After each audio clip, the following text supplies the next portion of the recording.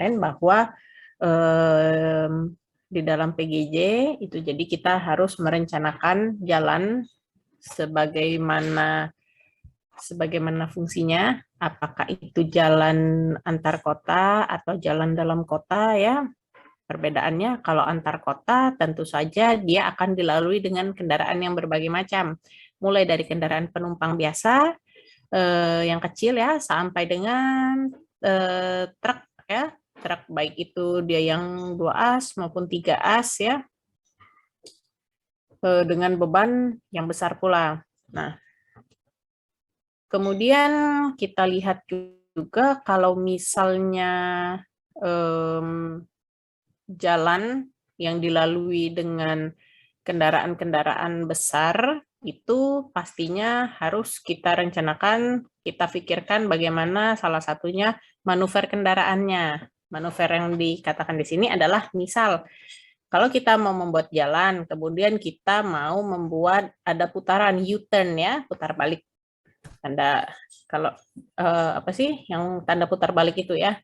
Nah, lebar jalan, banyaknya lebarnya lajur ya, itu harus kita perhitungkan bisa tidak dengan manuver kendaraan besar, kendaraan yang angkutan besar itu tadi, baik itu bus ataupun itu truk, bisa nggak dia muter dapat dalam sekali putaran ya, 1 kali manuver, nggak harus misalnya maju mundur lagi. Nah itu jadi itulah mengapa kita harus melihat juga jalan apa yang kita rencanakan. Jadi standarnya juga berbeda ya. Nah, ada yang sudah cari peraturan tentang geometrik jalan, baik itu jalan raya, jalan perkotaan atau jalan antar kota? Ada yang sudah cari? Ada yang udah dapat? Rizky, udah nyari belum? Belum, Bu. Oke. Habis ini dicari ya, nanti bahan Ibu masukin di e-learning, nanti kamu cari ya. Oke. Nah, jadi ada parameter-parameter yang harus kita tahu untuk kita merencanakan jalan. Jadi yang pertama itu kita harus tahu kendaraan rencana dan jarak putar. Jadi kira-kira kendaraan apa saja yang akan melalui jalan kita tersebut. Kemudian kecepatan rencana. Nah, kecepatan rencana ini penting ya, karena misal nih kita mau buat jalan tol, kecepatan rencana kita rencanakan di titik misalnya maksimum lah 100 km per jam ya. Nah, apa yang terjadi kalau misalnya kendaraan melebihi batas tersebut? Ya, yang pertama, kalau mau egois kita bilang, ya kita kan merencanakan sampai di kecepatan 100 km per jam. Kalau nggak patuh terhadap aturan yang sudah kita buat, di pinggir jalan biasanya dibuat kan rambu-rambu maksimum 100 km per jam. Kalau nggak patuh terhadap situ, gimana? Bukan salah kita lagi, kita sudah memberitahu kan. Oke. Kemudian pentingnya kecepatan rencana itu adalah ketika adanya tikungan, misal ada tikungan, kalau lebih dari kecepatan yang kita rencanakan, itu kan kita ada, nih kita lihat ada poin yang ini ya, ada gaya sentrifugalnya. Nah, gaya sentrifugal itu gini, kalau misalnya kamu belok, misal belok ke kiri ya, otomatis badan kamu itu serasa tertarik ke sebelah kanan ya. Ada kan terasa seperti itu ya. Nah, itu yang dinamakan dengan gaya sentrifugal. Nah, ketika kita melaju dengan kecepatan yang sudah di luar ambang batas, itu kendaraan akan ada resiko terpental ke arah luar. Nah, makanya biasanya kalau misalnya di tikungan, kalau jalan biasa ya, bukan jalan tol ya, di tikungan yang jalan biasa, itu misal belok ke kiri, maka jalannya akan dibuat dia miring juga ke kiri. Karena untuk mengimbangi gaya sentrifugal. Karena kendaraan akan tertarik atau merasa terpental ke sebelah kanan. Nah, tapi kalau misalnya kita buat belokan kiri, tapi jalannya juga condong ke kanan, ya jatuhlah kendaraannya ya. Oke, nanti kita lihat satu persatu. Nah, jadi Kendaraan rencana itu adalah kendaraan yang merupakan wakil dari kelompoknya, di mana dimensi dan radius putarnya dipakai sebagai acuan dalam perencanaan geometrik. Nah, jadi kita lihat kalau kendaraan rencana itu dia dibagi menjadi 3 kategori. Jadi dia mewakili kendaraan-kendaraan dari kelasnya ya. Yang pertama itu kendaraan ringan atau kecil, termasuk di dalamnya mobil biasa, mobil penumpang biasa, kemudian mikrobus, pickup, dan truk kecil. Truk yang biasa ya, truk engkol kecil. Kemudian ada kendaraan sedang. Kendaraan sedang itu dia dengan jarak pas rodanya itu antara 3,5 sampai 5 meter. Termasuk itu di dalamnya ada bus kecil, kemudian truk 2 as dengan 6 roda. Jadi truk yang udah 6 roda itu termasuk di kendaraan sedang. Nah, naik lagi itu dia sudah masuk di kendaraan besar. Jarak as rodanya itu 5 sampai 6 meter. Ada yang truk baik dia bus 3 atau 2 gandar. Kemudian kalau truknya dia sudah masuk ke 3 gandar, itu masuk di kendaraan besar ya, yang bannya udah mulai 8, 10 gitu ya. Oke. Nah, jadi di sini ada tabel ini semuanya dari domain perencanaan jalan yang dari PU ya. Di sini jadi ada kalau misalnya kendaraannya kategori kecil, sedang atau besar, kemudian ada dimensi kendaraannya tinggi, lebar, panjang, kemudian tonjolan depan dan belakang, dan ada radius putarnya. Nah, radius putar atau manuver kendaraan itu jadi jangkauannya pada saat kendaraan tersebut menikung atau memutar, jadi seberapa besar jangkauannya ya. Nah, kegunaan kita mengetahui manuver ini tadi untuk pada saat di intersection atau persimpangan, kemudian roundabout ya, putaran bundaran itu, dan radius minimum tikungan. Nah, jadi seperti ini ya. Kalau misalnya ini manuver kendaraan kecil nih, dia kalau untuk U-turn itu radius putarnya ya, paling tidak kita harus menyediakan sekitar 7,8 meter gitu ya. Di sini dia sampai di sini. Nah, jadi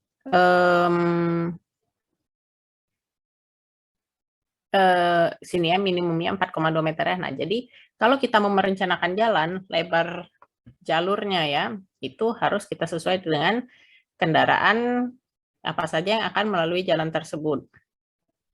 Oke, ini kendaraan kecil, kemudian kendaraan sedang, dan kendaraan besar. Jadi semakin besar kendaraan, maka dia radius putarnya juga dia harus semakin besar ya. Oke. Kemudian di sini kita mengenal ada yang namanya satuan mobil penumpang. Jadi satuan mobil penumpang itu adalah unit satuan kendaraan untuk dimensi kapasitas jalan. Dalam hal mana sebagai referensi mobil penumpang dinyatakan mempunyai nilai 1 SMP. Jadi maksudnya begini, kalau kita mau menyatakan kapasitas jalan, jadi jalan ini dilalui oleh 5 mobil, 10 motor, 2 truk. Nah, itu kan kita nggak bisa menggabungkannya, karena dia dimensinya berbeda. Dia mengambil ruang di jalan itu berbeda-beda. Kita di sini mau menghitung kapasitas jalan. Nah, bagaimana kita cara menyeragamkannya? Itu kita gunakan dengan ekivalen mobil penumpang atau EMP. Jadi, jumlah mobil itu, jumlah kendaraan itu kita kalikan dengan EMP, maka didapatlah SMP, satuan mobil penumpang. Kita konversikan ya. Jadi contohnya begini, kalau tadi Ibu bilang ada 5 mobil, kalau mobil penumpang dia tetap satu ya, nilainya 1. Oke. Mobil 5 dikali dengan 1, ekivalennya tadi ya, sama dengan 5 SMP. Kemudian kita tambahkan lagi dengan ada misalnya bus ya.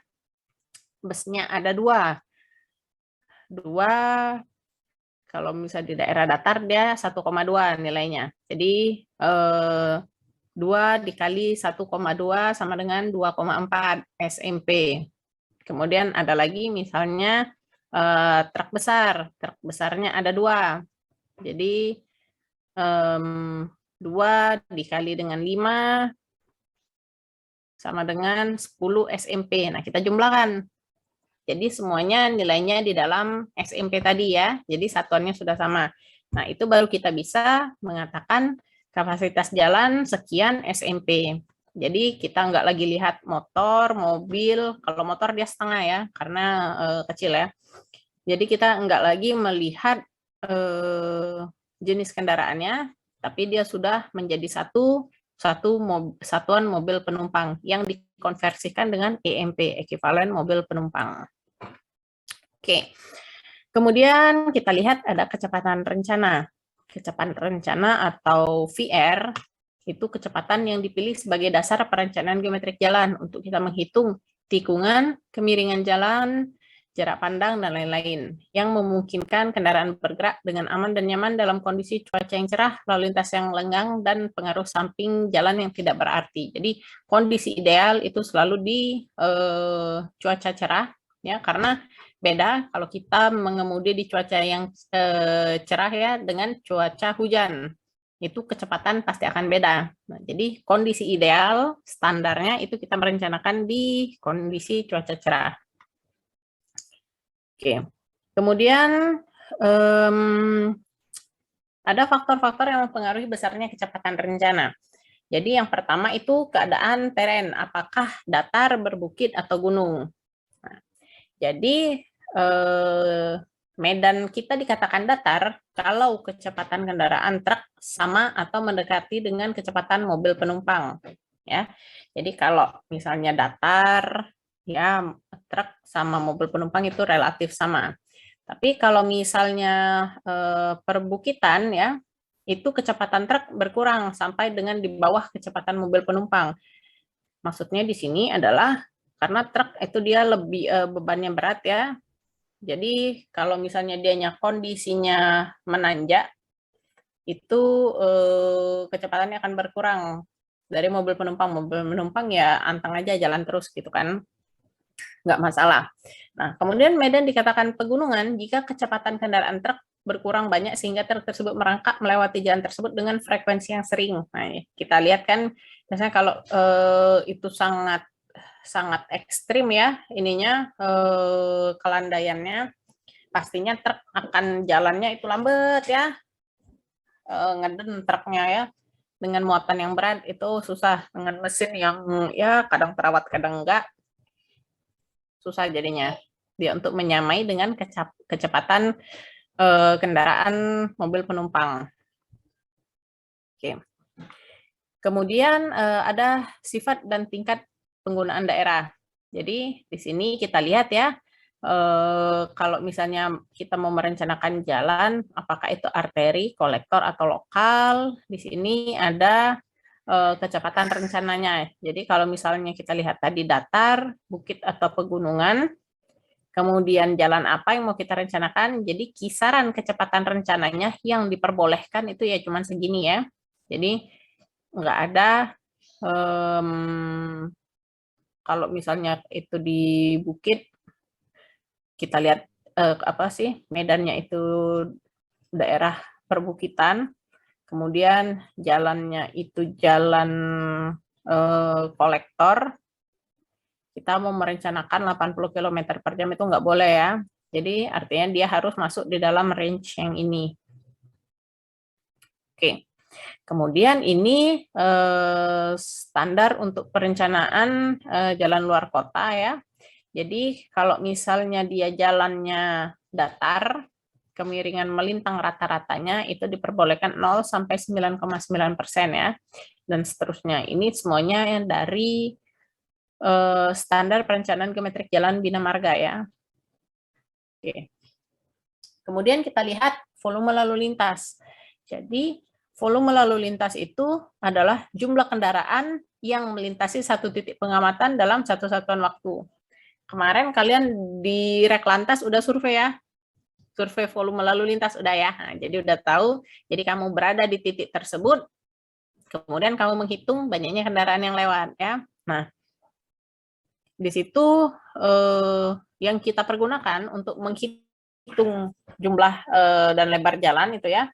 Lebar jalurnya itu ada lintas harian rata-rata LHR ya, kemudian volume jam rencana dan kapasitas. Jadi udah tahu lah kalian dengan LHR dan sebagainya ini ya, udah kemarin ya di Reklantas.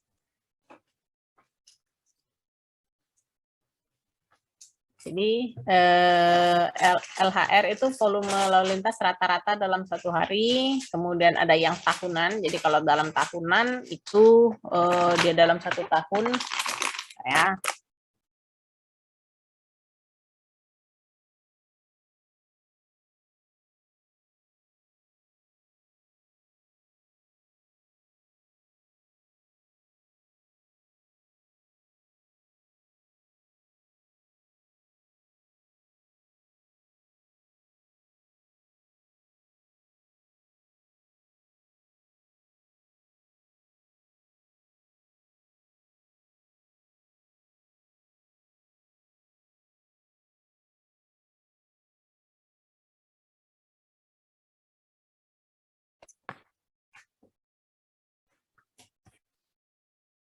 Oke.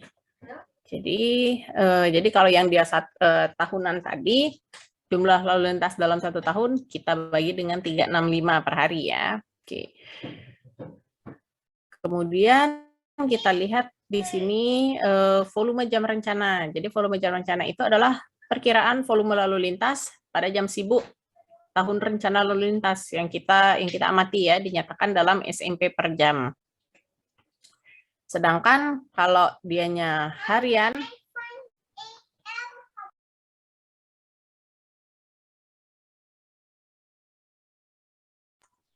sedangkan kalau yang harian rencana ya, itu dia dinyatakan per hari dalam satu hari. Nah, di sini jelas semua rumusnya ya. Kemudian di sini hubungannya adalah kita harus tahu yang harian ini tadi untuk kita menentukan faktor K dan faktor F-nya. Jadi berapa banyak yang volume ini tadi ya, volume lalu lintas harian rencana, jadi yang akan kita rencanakan. Misalnya dianya lebih banyak kendaraannya lebih banyak dari 50.000 kendaraan, faktor K-nya 4-6% ya, kemudian faktor F-nya 0,9-1 dan seterusnya ini ya. Oke, nanti kita lihat apa faktor K dan faktor F itu. Kemudian kapasitas. Jadi kapasitas itu adalah volume maksimum yang dapat dipertahankan dalam satu satuan waktu ya. Nah, jadi kalau misalnya sama seperti kalau misalnya kita berbicara tentang kapasitas gelas bisa menampung air 300 ml. Kapasitas kelas ini bisa menampung mahasiswa 50 orang. Nah, begitu juga dengan kapasitas jalan. Jadi seberapa banyak kendaraan yang bisa ditampungnya dalam satu satuan waktu tertentu ya. Oke. Jadi faktor utama yang mempengaruhi kapasitas lalu lintas itu persentase kendaraan bus dan truk, kemudian pembagian jalur lalu lintas, dan variasi dalam arus lalu lintas. Jadi jelas kalau misalnya dia banyak truk sama bus gitu ya, untuk kendaraan penumpangnya otomatis jadi lebih sedikit karena space jalan kita tadi sudah habis diambil oleh bus dan truk ya. Kemudian faktor fisik itu meliputi lebar perkerasan jalan, ada lebar bahu jalan, kebebasan samping, tikungan dan kelandaian jalan, dan juga kondisi permukaan perkerasan jalan. Jadi ada beberapa jenis kapasitas, istilah kapasitas nanti yang akan kita gunakan. Jadi ada kapasitas dasar, kemudian kapasitas yang mungkin, dan juga ada kapasitas rencana ya. Itu nanti ada di pedoman itu semua nanti. Nah, kemudian di sini ada tingkat pelayanan atau ITP, indeks tingkat pelayanan ya. Kalau ininya di Highway Capacity Manual itu LOS, Level of Service. Nah, itu adalah tolak ukur yang dinyatakan untuk tolak ukur yang digunakan untuk menyatakan kualitas pelayanan suatu jalan. Nah, jadi jalan itu juga dia ada tingkat pelayanannya, ada grade-grade-nya ya, di mana itu dipengaruhi oleh kecepatan perjalanan dan perbandingan antara volume dengan kapasitas. Kita lihat. Jadi kalau misalnya kecepatan perjalanannya gini, Ibu jalan di jalan yang mau ke arah bandara itu kan agak sepi ya. Jalan apa sih yang sudah belokan dari Tanjung Api-Api yang mau ke arah bandara ya, itu kan sepi. Di situ arus lalu lintasnya bebas. Ibu bisa menentukan Ibu mau cepet, ya Ibu ngebut 80 km per jam, oke. Tapi kalau misalnya ya sudahlah, nggak ada yang dikejar juga. Misal ini pesawat masih lama, nggak ada yang dikejar, jadi ya santai-santai aja jalan, cuman 60 km per jam. Tapi bagi yang buru-buru tadi, 80 km per jam masih bisa, di situ masih dapat ya. Nah, itu jadi pengemudi bebas memilih kecepatan yang diinginkannya. Itu masuk di tingkat pelayanan A. Perbandingan antara volume dan kepadatan lalu lintas rendah. Jadi ya, perbandingan antara ini tadi V per C itu rendah. Itu termasuk di tingkat pelayanan A. Nah, tapi kalau misalnya kecepatan mulai dipengaruhi oleh kendaraan lain nih, misalnya nih ya, di tingkat yang pelayanan C, misalnya yang jalan sebelumnya, Jalan Soekarno-Hatta, Ibu maunya ngebut, tapi nggak bisa, di depan padat kendaraan. Ibu mau 60, mau 80 km per jam itu nggak dapat, paling cuma 40 km per jam, karena banyak kendaraan. Nah, jadi pengemudi tidak bisa memilih kecepatan yang diinginkannya, karena dipengaruhi oleh besarnya volume lalu lintas. Nah, itu dia sudah masuk di tingkat pelayanan C. Bahkan turun-turun terus, itu sampai yang paling jelek itu F. Jadi, seringkali terjadi kemacetan, dan juga tertahan pada kecepatan rendah. Kita cuman bisa di kecepatan rendah ya. Nah, jadi kira-kira ilustrasinya seperti ini. Tingkat pelayanan A, B, C, sampai padat sekali, yang paling jelek itu F, yang sering macet ya. Kemudian ada karakteristik lalu lintas. Nah, di sini kita lihat data lalu lintas yang menjadi pegangan kita ya. Kita lihat komposisi lalu lintas yang akan menggunakan jalan tersebut, kira-kira seberapa banyak kendaraannya, seberapa banyak kendaraan penumpang, seberapa banyak busnya ya, itu bisa kita dapatkan dengan cara meramalkan. Nah, meramalkan di sini maksudnya kalau misal kita survei di tahun ini ya, kita survei di tahun ini, kira-kira jalan itu ada 100 kendaraan mobil pribadi, kemudian ada 20 bus, 20 truk. Nah, kemudian kita gunakan rumus pertumbuhan. Nah, jadi kita prediksi kalau kita bangun jalannya sekarang, jalan itu akan jadi kira-kira 2 tahun yang akan datang. Nah, tingkat pertumbuhan kendaraan itu misalnya 10% per tahun.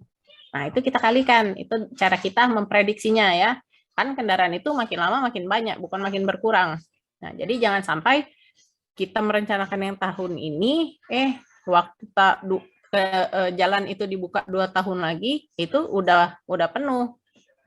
Jadi salah prediksi kita ya. Nah, jadi kita harus ingat bahwa selama masa pembangunan jalan, itu kendaraan terus bertambah. Jadi kita menggunakan rumus tingkat pertumbuhan ya. Oke.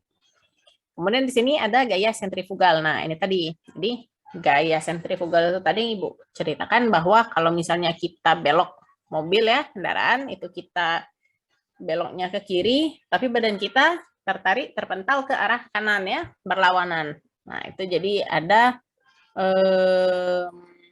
apa ya, gaya tarikan yang mengimbanginya ya. Oke. Jadi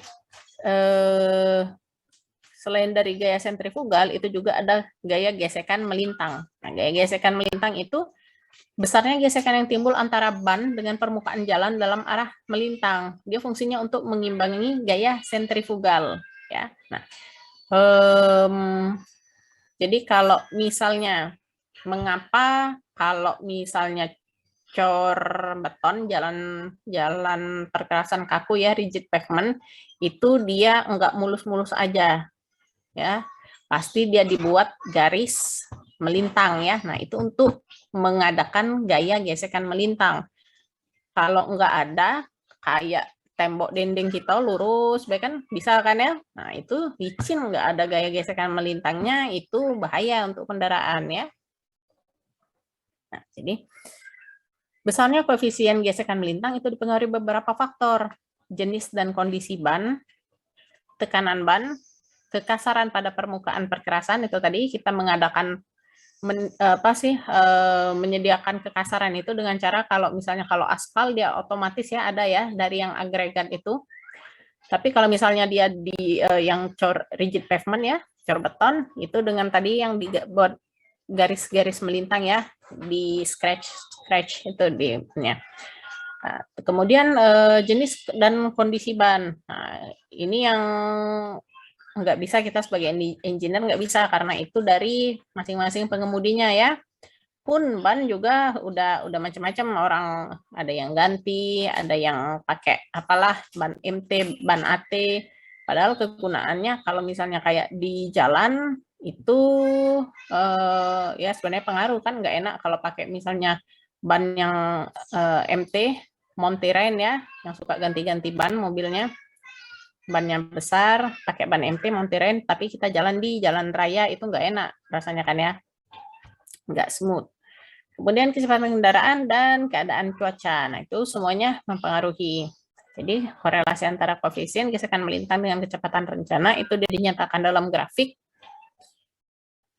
Ya, seperti ini. Jadi, nanti kalau misalnya kita mau buat ininya, caranya adalah kita tarik misalnya kecepatan rencana kita 80 km per jam. Di sini kita tarik garis sampai menyentuh garis yang melintang ini ya. Kemudian kita tarik ke sini, ke gesekan melintangnya, kita dapat nilainya ya, seperti itu. Kemudian ini juga untuk koefisien gesek maksimum untuk perencanaan, jadi nanti berapa yang kita rencanakan ya, kecepatannya misalnya let's say 80 km per jam di sini, artinya di sini koefisien gesekan melintangnya kita dapat 0,14 ya. Jadi caranya berapa kecepatan rencana kita tarik garis, sampai menyentuh garis ini, kemudian kita tarik garis ke arah koefisien gesekan melintangnya. Oke, kemudian ada jarak pandang. Itu kalau misalnya kita melihat sesuatu yang membahayakan, itu kita mulai merespon untuk melakukan tindakan. Misalnya baik itu berpindah lajur ataupun kita ngerem ya. Oke, jadi jarak pandang itu dibagi menjadi dua, ada jarak pandang henti dan jarak pandang mendahului. Jarak pandang henti itu jarak minimum yang diperlukan oleh setiap pengemudi untuk menghentikan kendaraannya dengan aman, begitu melihat adanya halangan di depan. Jarak pandang henti dibagi menjadi dua, jarak tanggap dan jarak pengereman. Nah, jadi contohnya begini, kita jalan, kemudian lihat di depan ada lampu merah. Lampu merah itu kan halangan ya. Nah, kita sudah lihat ada lampu merah, tapi kita belum nginjek rem kaki kita. Kita masih lihat, nantilah di depan lagi kita baru nginjek rem. Itu dinamakan jarak tanggap. Jadi jarak yang ditempuh oleh kendaraan sejak pengemudi melihat ada halangan di depan, sampai saat dia mau menginjak rem. Nah, itu dinamakan dengan jarak tanggap. Sedangkan jarak pengereman itu jarak yang dibutuhkan untuk menghentikan kendaraan sejak pengemudi menginjak rem sampai kendaraan berhenti. Nah, jadi dia ada dua proses ya. Jadi mulai dari saat kita melihat adanya halangan, kita lihat, kemudian kita berpikir mau nginjak rem, sampai saat kita nginjak rem ya. Kemudian yang jarak pengereman mulai dari kita nginjak rem sampai kendaraan benar-benar berhenti ya. Ini ada rumusnya. Nanti kalian tinggal masukin aja nih, rumusnya udah lengkap. Oke, kemudian ada jarak pandang henti minimum. Jadi ditentukan. Jadi kalau misalnya kecepatan rencana kita berapa gitu ya, Kita merencanakan kecepatan rencananya misalnya 100. Nah, minimum jarak pandang henti itu ada 175. Kemudian ada jarak pandang mendahului. Nah, jadi jarak pandang mendahului ini jarak yang memungkinkan suatu kendaraan mendahului kendaraan lain di depannya dengan aman sampai kendaraan tersebut kembali ke lajur semula. Nah, jadi gini. Nah, sampai nak motong ya kalau istilah kita itu ada teorinya sebenarnya. Jadi di sini tahap pertama. Ini kendaraan kita ya. Kita mau motong kendaraan C. Jadi pertama kalau kita lihat di sini jarak pandang mendahului ini tadi sudah aman, ini kendaraan dari arah berlawanan ya. Kalau sudah aman, itu bisa kita lewat sini. Kemudian kita kembali lagi ke lajur kita tadi ya. Itu masih sebelum ini, masih ada space-nya ya. Nah, jadi jaraknya ini kendaraan yang mendahului, kendaraan berlawanan arah, kendaraan yang didahului itu dia semuanya ada ininya. D1 setengah D2, jadi jaraknya idealnya itu sudah ada perhitungannya ya. Untuk kita menentukan jarak pandang mendahului. Nih. Jadi ini tadi gambarnya D1, D2, D3, D4. Jadi jarak pandang mendahului JD itu jumlah semua jarak-jarak ini ya. Dari sini sampai sini itu jarak pandang mendahului. Nah, kalian baca aja nanti ini definisinya apa ya. Kemudian ini untuk menentukan D1, D2-nya tadi itu nilainya dari kecepatan rencana semuanya ya. Jadi yang poin penting sekali itu kita harus tahu dulu berapa kecepatan rencana yang kita gunakan ya. Ini masih di jarak pandang mendahului tadi. Nah, ini step-step kalau mau motong teorinya seperti ini. Asumsi menentukan jarak pandang mendahului. Kendaraan yang didahului kecepatannya tetap. Kemudian kendaraan yang mendahului yang memotong itu harus lebih besar kecepatannya daripada kendaraan yang didahului. Jelas ya, kalau dianya lebih lambat atau sama ya udah iring-iringan namanya, nggak jadi motong ya. Kemudian ya nyanya inilah kamu prakteknya pasti lebih pintar kalau mau motong kan. Oke, kemudian mengukur jarak pandang. Jarak pandang diukur dari tinggi mata pengemudi ke puncak sebuah objek. Untuk jarak pandang henti sekian-sekian, untuk jarak pandang mendahului sekian-sekian. Habis ya. Oke, nah ini jadi yang fundamental, yang pokok-pokoknya yang harus kalian tahu dulu ya. Nah, nanti kita lihat, ini kan apa sih, masih banyak istilah-istilah dan sebagainya ya. Nanti kita lihat masuk ke alinyeman vertikal, kemudian alinyeman horizontal itu mulai ada hitungan, tapi itu nanti sama Bu Debbie. Oke, sampai sini ada pertanyaan?